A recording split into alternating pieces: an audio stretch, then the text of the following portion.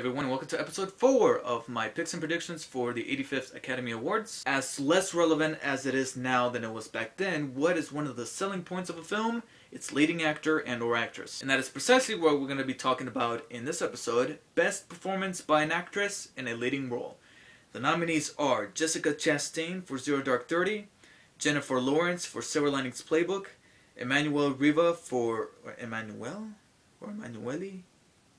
Emmanuel Riva for More, Kefshira Wallace for Beasts of the Southern Wild, and I'm joking. Let me try here. Kuvanzane Wallace for Beasts of the Southern Wild, and Naomi Watts for The Impossible. I thought I was gonna have a great amount of difficulty picking out my pick for this category, but not really. My pick, Jennifer Lawrence for Silver Linings Playbook. Her performance was amazing, and it was just equal balance, comedy and drama, which is what the movie's trying to go for. And on top of that, I want to marry her. I mean, I've seen her in other movies. I saw her in The Hunger Games. I saw her in Winter's Bone, for which she received her first nomination.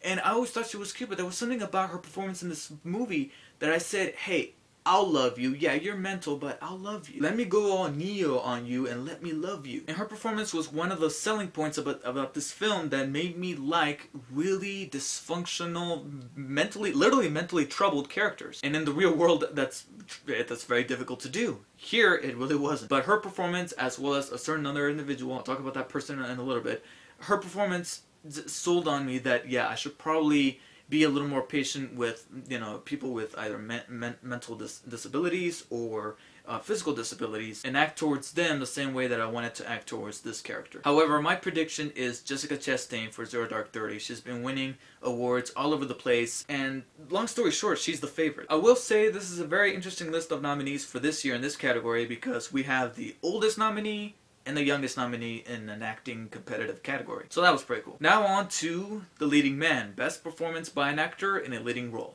The nominees are Bradley Cooper for Silver Linings Playbook, Daniel Day-Lewis for Lincoln, Hugh Jackman for Les Miserables, Joaquin Phoenix for The Master, and Denzel Washington for Flight. This is also known as the category for Everybody Go Home. Daniel Day-Lewis is here. My pick and prediction is, of course, Daniel Day-Lewis for Lincoln.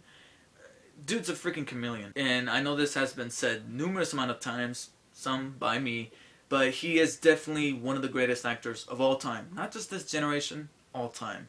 And who better to portray a president in which his performance was the closest thing that will come to me meeting the actual Abraham Lincoln. And after I was done watching the movie, I genuinely want to build a freaking time machine so I can go back, meet him, talk to him about his presidency, talk to him about his politics, and more importantly, just hear his stories. He had some of the most amazing stories, and through Daniel Day-Lewis's performance, I just loved Lincoln a whole lot more. Now, even though he has it in the bag, I will go ahead and throw in a long shot. Long shot as in, the nominee who is more than likely not going to win.